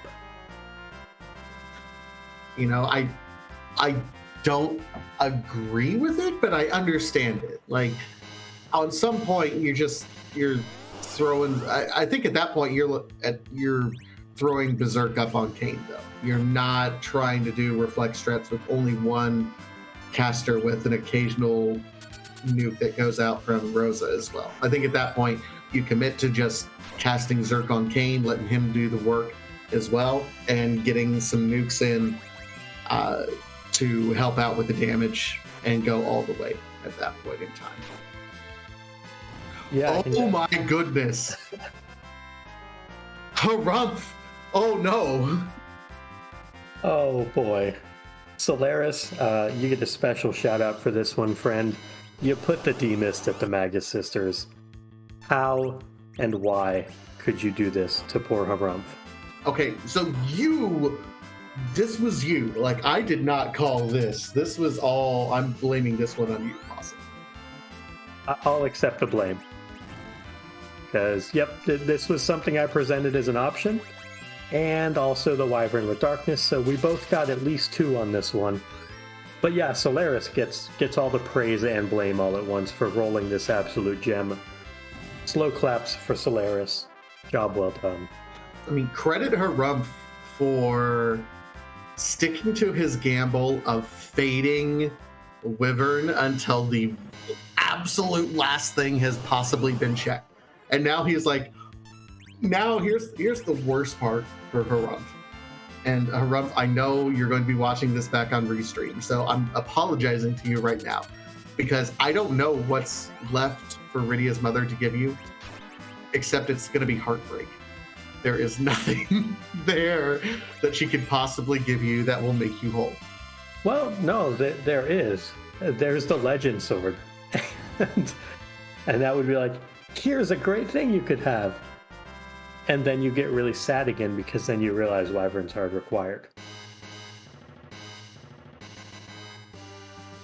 All right, Leonhardt is on to the second phase of the Mom Bomb boss. Off your fingers. Yeah. Quake is needed. Quake is queued. He's doing well. He's got blinks up across the entire party. This is actually really nice for Leonhardt. Meanwhile, Harump is blessed with just a white shirt. Oh, and wah, wah, wah, wah, wah, wah, wah, wah. Well, there is a spoon. So Commander Leonhardt is our first restreamed runner in Go mode. He is an entire grind behind Sorbius, but the two of them are going to be battling toe-to-toe here to see who can get through to the end. I think Sorbius has a little bit of an advantage, but it'll be very interesting to see between the two of them who ends up coming out ahead. Meanwhile, Jabrun TR and Harump both are tackling this Wyvern, and while Sorbius and Commander will be going toe-to-toe on Restream, off of the Restream, we have had both a first and second place finisher separated by a mere 15 seconds. Antidale coming in first with a time of 1 hour, 15 minutes, and 1 second. And Dark Kobold in second place, 1 hour, 15 minutes, and 16 seconds. Very close between the two of them. Very well done, the two of those folks. Just it speaks to the quality of runners that we have in this community, and I've said it many times over the past year or so. The quality of runner and racer that we've had within the free enterprise community has done nothing but grow exponentially. Then there's so many quality speedrunners in this community right now, and everyone just helps everyone else get better. It's kind of amazing. And if you want to be a speedrunner like everyone else that you see on here, you know what? Or just play the seed casually, you should come and join us over here on Discord and hang out. We have a newbies corner to help ask questions and help you get started on your own free enterprise journey. So go ahead and join us over on the Discord. There was an interesting question in chat that I want to pose to you from Cuddy. I'm still pretty new to free enterprise. How do runners choose what to XP grind? Is it group comp, items like Hourglass, combination? Yes. Yeah, the answer is yes. You have to take everything you have into account. That's one of the beautiful things about the randomizer is you are presented with options. And it is a matter of what is your most efficient way to get the levels you want to beat the final boss. In this case, we kind of highlighted it a little bit that if you were to want to do eggs on this seed, you would have had to go and take the sirens all the way back down after checking the character on the moon. You would fly down, you would then have to go back underground just to do that grind. That would be a huge time investment just on travel. I think with the fact you have a jumping Dragoon Spear Cane who can one-shot the gold dragons, you're looking at, in this case, probably 1.5 gold dragon fights per minute, which is going to be about 220,000 XP. And sirens are going to be far less than that as far as a per minute basis. It's going to be about 190,000. So for our runners, I think the gold dragons are very important. But Vitasia, I see some flags in chat. I think that means that something's coming, but I'm not sure what. You are right, Possum Morpheus. And here, I'll let me, because I have a good roll that we can hear. Let me see. Okay, here we go. So we are a randomizer community, and as a randomizer community, we love to randomize things. We randomize Edward's song, we randomize all the enemies, we randomize the treasure chests. However, Zeromus is someone that we can't really randomize because that would break the game. So what we do, instead of randomizing Zeromus into various spots, we randomize his true colors. What happens when you cast the crystal item on Zeromus and he transforms into his true colors? So the Zeromus flags, Z ? Ultimately comes down to, whose butt are we gonna kick tonight? And is it cute? And is it cute? It's a coin flip whether or not it's cute. Let's be realistic here.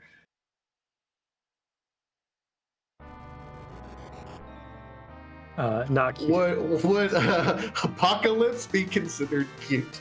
No.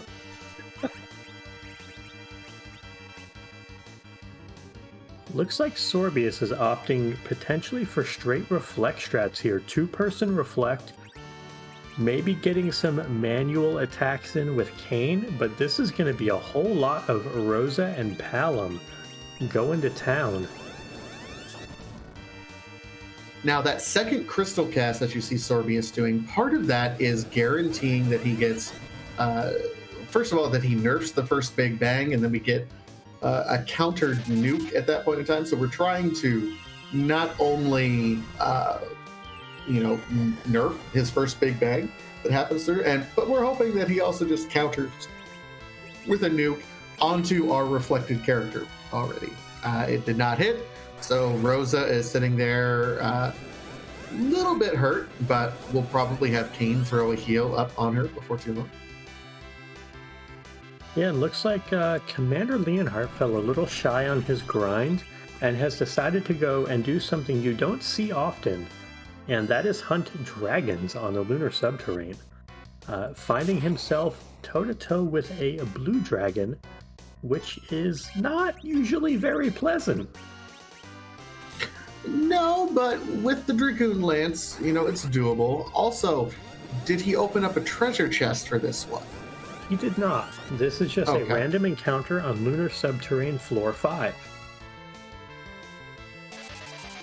Okay, well, sure, we'll do it. Why not? Meanwhile, Harumph is on that Wyvern fight. Bless him. I feel so bad for Harumph because he was doing so well and made the wrong decision. And I think that's the unfortunate thing about the randomizer is you can do everything right and still make the wrong decision. Just because you do something that is statistically correct doesn't mean it's the right thing to do. And that's the gamble sometimes. Yeah, it's one of those things where it's the right play for the wrong seed in this case. And True. that is rando gonna rando in a nutshell right there. That it's going to be objectively correct 90% of the time. Unless the one thing you really don't want to deal with has the one thing you really need. And that's what happened in this seed. But meanwhile, we have a 3rd and 4th place finisher, Pyre, finishing in 3rd place at an hour 21. Rex Banner finishing 4th at an hour 23. And lo and behold, it looks like we have Sorbius, who, if my count is correct, this white might do it. He's on battle speed 6. And that is it. Sorbius coming in 5th place, able to get through this Apocalypse. Very nicely done turning down the battle speed there to get through. GG's to Sorbius. We'll see if we can get him in for an interview. GG's Sorbius. Absolutely ran this just fantastic. Took advantage of that early Wyvern kill. Dove things a little bit earlier than some of our other runners on Restream, but really leaned into those advantages that he knew he had. And it sounds like we are joined by Sorbius now. GG's Sorbius coming in 5th place in this wonderful Friday night race. GG's. Yeah, so Sorbius, very well done. Take us through kind of your thoughts overall as you're running through the seed, things you were trying to avoid, things you were trying to tackle, and just your overall thoughts kind of on your pathing through things. Well, I tried to avoid Edward as much as possible. Uh, I kind of approached it sort of as a ZZ1 seed, where I figured with Permajoin and C maybe and no dupes, I would not have a perfect party. So taking good characters when I saw them seemed like a good play. Unfortunately, that meant I was just Palom Kane for a while. Rosa certainly helped, though. I was really hoping for a 5th character on the moon, but it was not to be. Definitely makes sense. You ended up with that Rydia, who I assume you wanted to turn into a nuke bot, but because you found a second Rydia on the moon, you were left with the unenviable choice of going with 2-person reflect strats instead of 3-person reflect strats.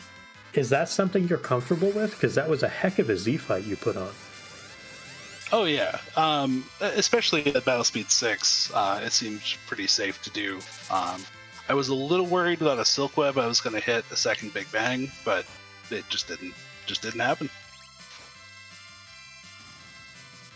And early on in the seed, you had some troubles bouncing off some things, grinded up to Virus with Palom on Mount Ordeals. Take us through kind of your thought process, as you fell victim to that Pale Dim and Baron Inn going to Ordeals. Like, what was your choice as to how did you want to tackle once you kind of bounced off of that? What was your mindset on that? Well, it became pretty clear I needed some levels on Palom to get anything done. And since I couldn't do any of the key item locations, going to Ordeals seemed like the next best place to go. And that way, even if I bounced off Ordeals somehow, like if it was something I couldn't get through, I knew I could get through Pale Dim at least with Virus. Fortunately, Ordeals ended up being pretty free, but yeah, I felt a little stuck and kind of out of options at that point. Yeah, I was going to say, can you walk me through your thought process there?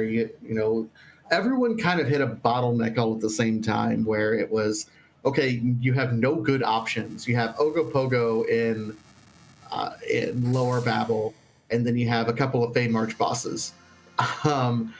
What's going through your mind at that point in time, and what made you decide to go ahead and stick around to do just that really awful Wyvern at Asura instead of ditching and trying to do like the Lower Babel tower key that was there? Well, by that point, the only things I had to check were those 2 Feymarch spots. I mean, I had just gotten the tower key, but that didn't feel like enough to leave with. And if that Sparkle was Plague, because I hadn't seen that yet, it was completely free, so I figured I might as well take a look. And with the Dragoon Spear, I didn't think Wyvern would be all that difficult either. But yeah, I mean, I tried to avoid that Feymarch as long as I could also. Speaking of things I tried to avoid this seed. But I ran out of other things to do. And then got the worst Mylon and the worst Sparkle there. And speaking of that Wyvern, there was something that happened in that fight that we were a little bit astonished at. There was a whiffed nuke from Wyvern there. Do we know, did Rosa dodge that, or did it target an off-screen Kane? I don't know. She could have dodged it. She had a Protect Ring on, so she had a decent amount of magic defense. But that Ashara spot has a pretty good magic attack, so that would be kind of a 1 in a million thing, I think, if she dodged that. I'm going to assume it somehow targeted Kane in the air. Yeah, I was curious your thoughts on that. Speaking of, fading that Wyvern and such, because it was eventful, not just for you traversing this seed and traversing that Feymarch. There were a lot of unpleasant options in this one, and you made the best of a bad situation, getting through a lot of it. Yeah, I mean, I think I've been playing a lot of the ZZ1 Evolved flags on the ladder, and I think that in some ways sort of prepared me for this. Going through places with suboptimal teams, not necessarily having your pick of characters. Although the 3 that I had were certainly on my, in my top 5 of characters I want generally, but this could have been a real ugly seed,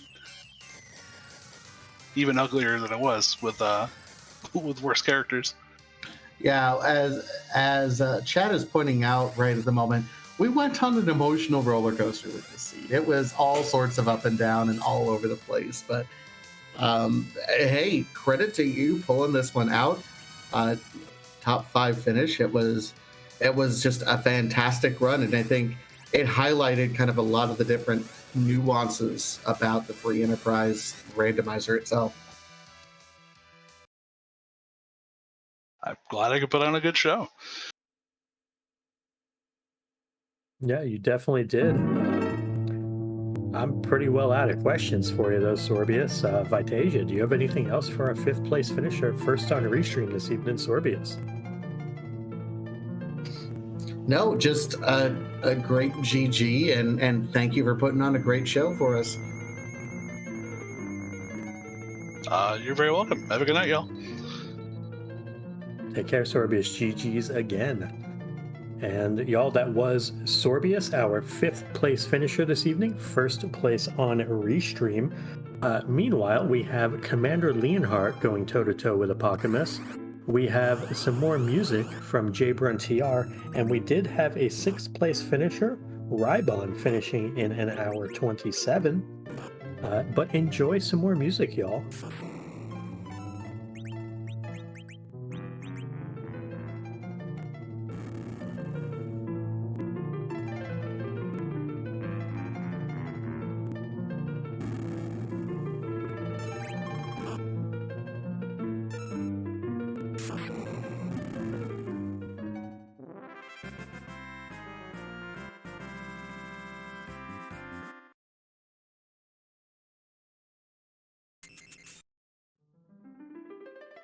And it looks like while music was playing and Jabron TR was getting his Luca key, Commander Leonhardt has finished in 7th place overall, 2nd on Restream, with a time of 1:33:32.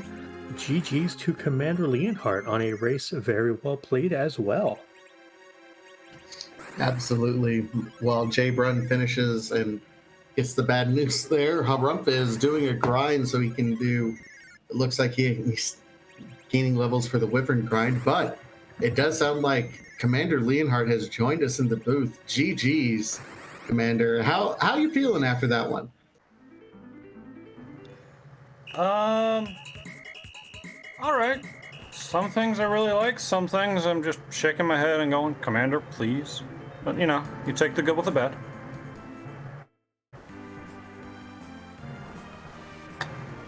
Yeah, this was one of those seeds that had a little bit of everything going for it. The Wyvern, I think, was the most cruel thing, and you can blame Possum Morpheus for that, because he called it. He was open for it from the beginning as soon as he saw what was there.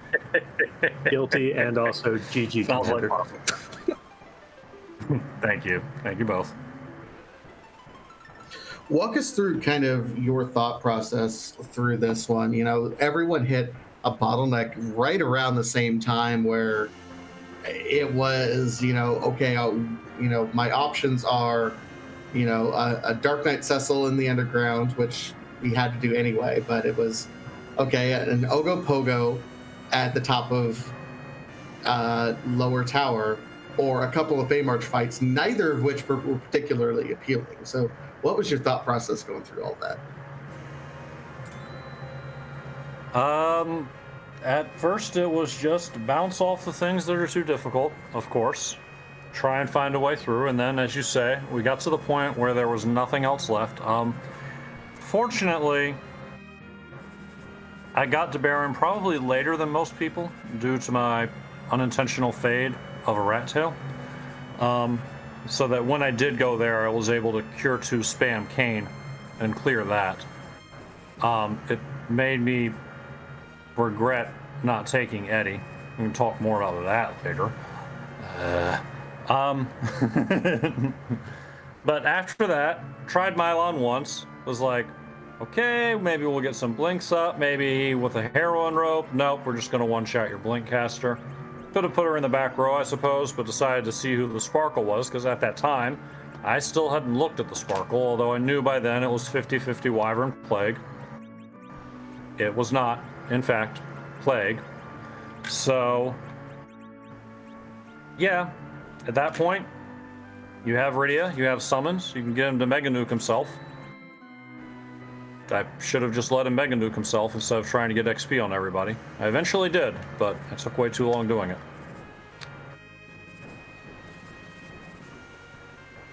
Well, you mentioned Eddie. Now I have to ask you about that.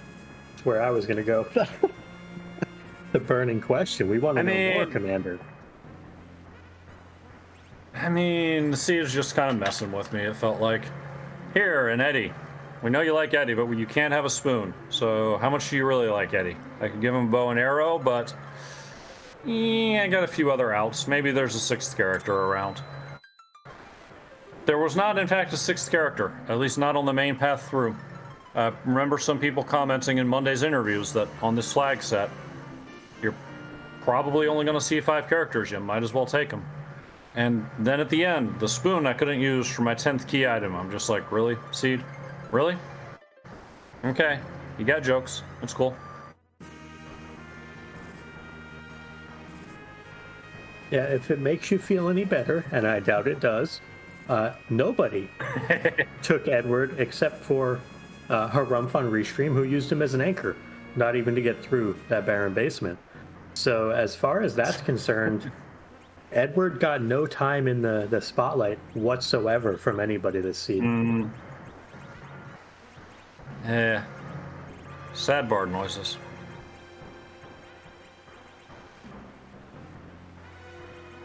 I mean, I thought our bard noises today were actually pretty awesome, but you didn't actually get to hear the bard noises today. No, I didn't. What were they?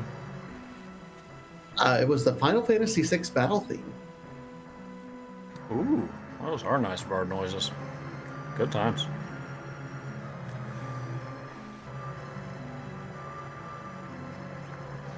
So early game, Commander, you were running around with basically Palom and Kain, as everybody else was. Scale of 1 to 10, how happy were you to see Rosa as your next character? About 15. 15? Okay, sounds about right. About that. You and everybody else, or excuse me, you were the only one of our 4 restreamed runners to actually take Rydia immediately. Everybody else saved her for either as an anchor or someone to slingshot later. What was your thought process on taking that Rydia immediately? Just curious, your decision there versus everyone else. I am less likely than your typical runner to anchor a character or slingshot a character, to be quite frank. It's not a strategy I regularly employ. I'm more comfortable grabbing 5 characters and running with them. One of the joys of Rydia is that you can slap a curse string on her and she doesn't have to be completely useless, particularly if you give her enough goodies to overcome it. Palom kind of works the same way, but at the time I grabbed Rydia, Palom was doing more work with Quake and Rydia wasn't quite online yet, so she got to wear the ring and do the best she could with the ring on.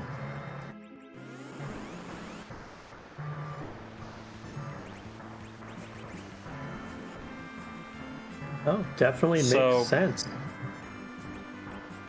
The other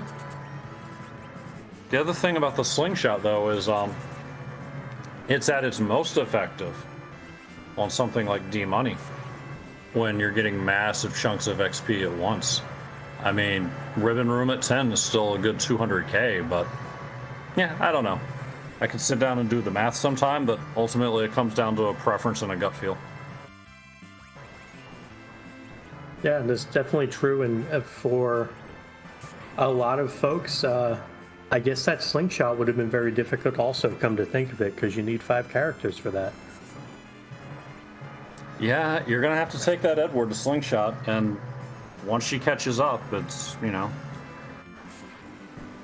there's no more slingshot at that point, but yeah, I've seen a lot of people do what you described to good effect, keep someone on the ground for a while so that they serve as that agility anchor, and maybe if you didn't do that cheeky sylph loot and end up with a curse ring, you're kind of forced into that if you want to have perfect agility.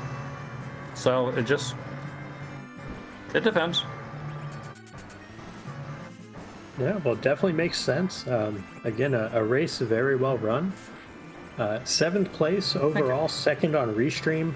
With this particular seed and with this crowd, definitely nothing to scoff at. It's a very good performance. Thank you. Appreciate it. And I know I could have done some things better, but it is not a terrible place to be in to still turn in a good show, even with a few mistakes I'm aware of. And get better. And do well in the meantime. That's all it is, really, in free enterprise. Do well, but try to get better for the next time. Hear, hear. Well, any final thoughts before we let you go about your normal Friday evening routine here, Commander? Never let it be said that I have not trashed a crystal sword to assert dominance. Wait, did that happen? And I didn't even see a crystal sword. yes, when I was doing my grind when I ran out of sirens, I took the behemoth trap chest. At the bottom of right, yeah. 4, there was a crystal sword in it, and I went, okay, you know what, fine, die. Okay, But we'll approve of that. That's fine. That's okay. But other than that, thanks, Possum and Vitasia, for comms. I'm looking forward to going back and listening to it. Solaris, you rolled us a good test. Appreciate it. And Stoppable Force, thanks for lighting up all the pretty buttons. Awesome. Well, thank you so much, Commander Leonhardt. If you like what you saw from him and our other runners, go ahead and give him a follow here on Twitch. Thank you again so much. Thank you. And yeah, let's give a shout out to our 4 runners one last time. Sorbius, Commander Leonhardt, not one last time, but Harumph and Jabrun TR, all running through, all volunteering to put themselves out there. I tell you what, it is absolutely something to volunteer to be restreamed on this channel and let the internet critique you and how you play a video game. That is not something that is easy for a lot of folks, but these volunteers absolutely put themselves out here and let us talk about them, which I'm nervous about doing myself as well. So big shout out to the 4 of these folks who are doing that for us. Yeah, huge shout outs to our restreamed runners, and also huge shout outs again to my co-commentator Vitasia, our restreamer Solaris, behind the scenes, pressing the buttons and not eating them, Stoppable Force. Y'all are doing an amazing job this evening as well. Well, if you're going to shout me out, I also have to shout out Possum Morpheus, my co-commentator as well. Always a pleasure working with you. This is a big love fest. This is honestly, and for anyone out there who hasn't decided to join our community yet in Discord, first of all, you need to join our Discord. You need to join our community. It is honestly one of the most open, welcoming communities that exists on the internet at all. And that's a major brag. But as someone who has lived on the internet since the dial-up modems that broke your eardrums whenever you tried to log in, it's absolutely true. So join us if you haven't already. Roll up a seed, hang out with folks. Even if you never do a speed run and just play the game casually, hang out with us, have fun. You never know.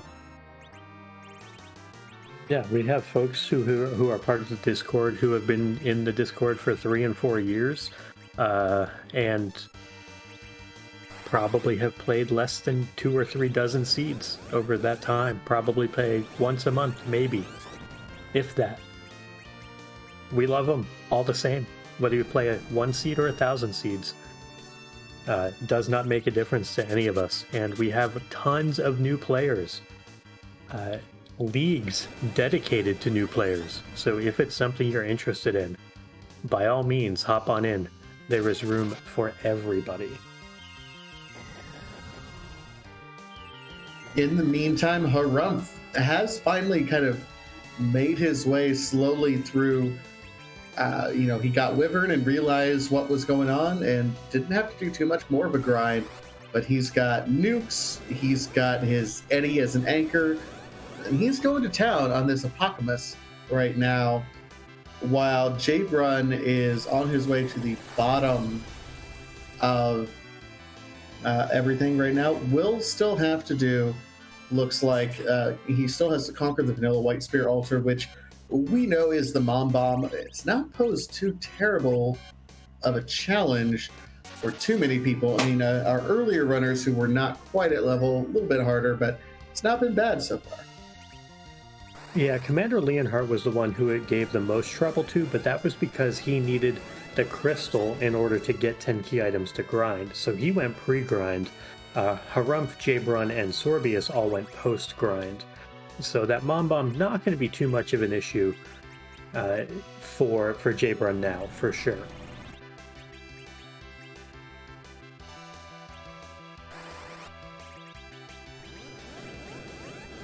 But as we've seen with all of our runners, pretty much the same general party comp where you have Rosa and Palom going through and doing all the damage. You have Kane basically acting as a guy who can put up a wall. And on Harumph's side, we have Edward, who is revived just so he could eat a counter nuke. You know what? I'm fine. That was like the perfect target for a counter nuke I think I could ever see. It's like, yes, absolutely. Please target my anchor that I already want sleeping on the floor and not eating up actions. Yeah, absolutely. And meanwhile, with Harumph in this battle with Zeromus, or Apocalypse as it were, we do have a couple other off-stream runners. Just want to give a shout out to our 8th, 9th, and 10th place finishers, Tybalt, Poydrak, and Scythe Marshal. GG's to the 3 of them as well. Harumph getting that black hole, which is eliminate the wall that he had up on Kane, and planned it out, just timed it out perfectly, so Kane was already there, sitting there waiting for it. There's a rhythm that comes with Zeromus fights, and if you can get into a good rhythm based on your anchor situation, then it's just fantastic. Also, Meow. Yeah, they had their dinner already. I don't know what the heck they want. So yeah, sorry, folks. Oh, So never apologize. Never apologize. Cat comms are best comms. And GG to Harumph. There is the finish. A reflected white from Rosa gets the job done, and Harumph in 12th place. Just barely sniped by Angie Dave in 11th place, but GG's to Harumph, who I would bet on average did more of this seed than he ever wanted to, and I assume that we're both to blame for that given our witchcraft on comms. But we are now joined by Harumph. GG's, and we apologize in the commentary booth. No, there's no need for apologies here. The race was, for me, an experiment to see how well I could race here with an hour's sleep. I think I have an answer. Well, no, you actually did fantastic. Yeah. That's the thing. Like the only thing that really held you back and was dodging that wyvern for so long, and that even then you made a gamble and you committed to it. So 9 seats out of 10. That you're doing much better than what you finished on this one. Yeah, there were a few regrets along the way. Not taking the Rydia as the anchor when I had the chance. That would have made the wyvern fight much easier, as opposed to committing to basically a full grind to get 2 of my characters to RA1 here, so we could dodge some of the mega, be able to get the star bells up in time for the mega newts here, and messing up the agility situation here, then saving over the file I want to hear made the grind a little bit slower here because I didn't have the key items here to get up to 10 key items at that point here to maintain to make that grind a little bit faster while keeping the anchor situation manageable for Wyvern. Yeah. Absolutely. I know that I would like to compliment you on how you ran, and I think Vitasia is probably in agreement with this, that for the first 45 minutes or so of this seed, you had built up a very clear and convincing lead. You did an early grind to get Rosa to Cure 4, and then you went and tackled the Barren Basement. All of that led to you being quite significantly ahead of everybody else on Restream. I just wanted to compliment your early game play. Obviously things went a little off the rails with the Wyvern Fade and all that, but your early game was unbelievably good. That was a clinic that you put on. Yeah, like early on, I felt okay with it here. It's just that maybe it's fatigue coming into play a little bit here. But the end game here to get a little bit messy here. Wyvern here was probably in the most punishing spot available. And I thought I got lucky here by avoiding it here when I decided to do the cheeky Demus check. But then when I saw the wife, I was like, crap. Makes sense that Wyvern would be hard required. All right, now how do I get around this thing here? Worst came to worst here, I was going to go, dive back to the hook here and take the Iridia anchor, and just run with it, both a base level Eddie and a base level Iridia here. Fortunately, it didn't come to that here, but when I went up to the moon and saw the other Iridia, it's like, yeah, out of principle, I'm not taking you.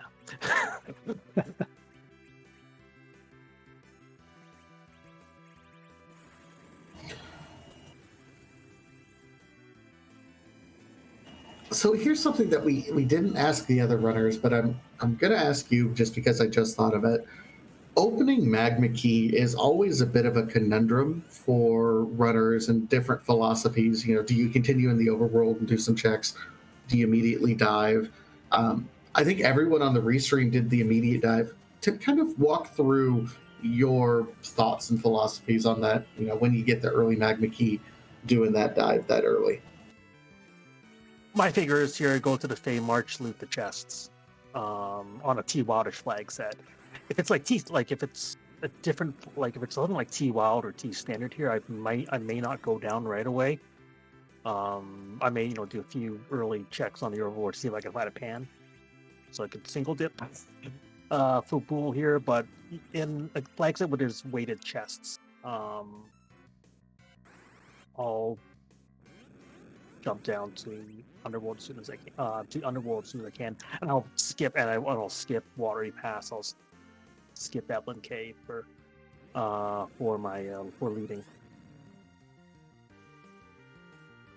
No, I mean, it makes sense to me because that's my philosophy too. But it's one of those things I feel like I need to ask other people because, No, that's just the way I approach it. I'll approach it here if I see me a reason here to go down and grab their chests down there here and have it like a Magma Key start, I'll go down.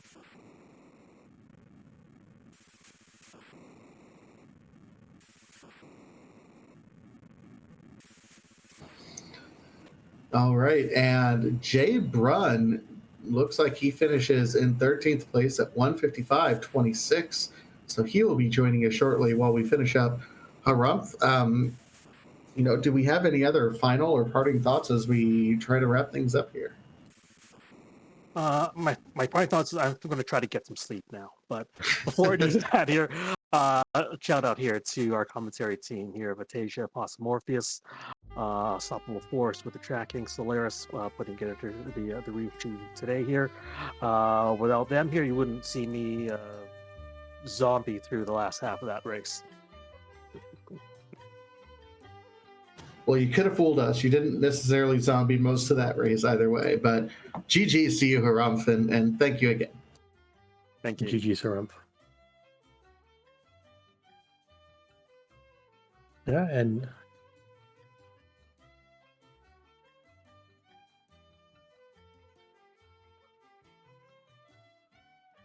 And it looks like we are not going to be joined by Jbrun TR, which is completely understandable.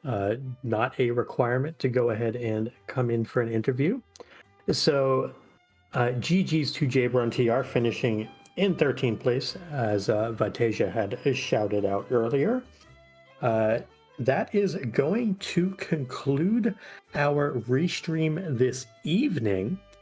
However, we are not done with Free Enterprise. So before we head anywhere, make sure you give all of our featured runners this evening a follow. Make sure you take a moment to check out Vitasia, Stoppable Force, Solaris. Gonna give a special shout out to our restreamer Solaris. Just made affiliate. He's gonna hate me for even saying that on here, but give him a check.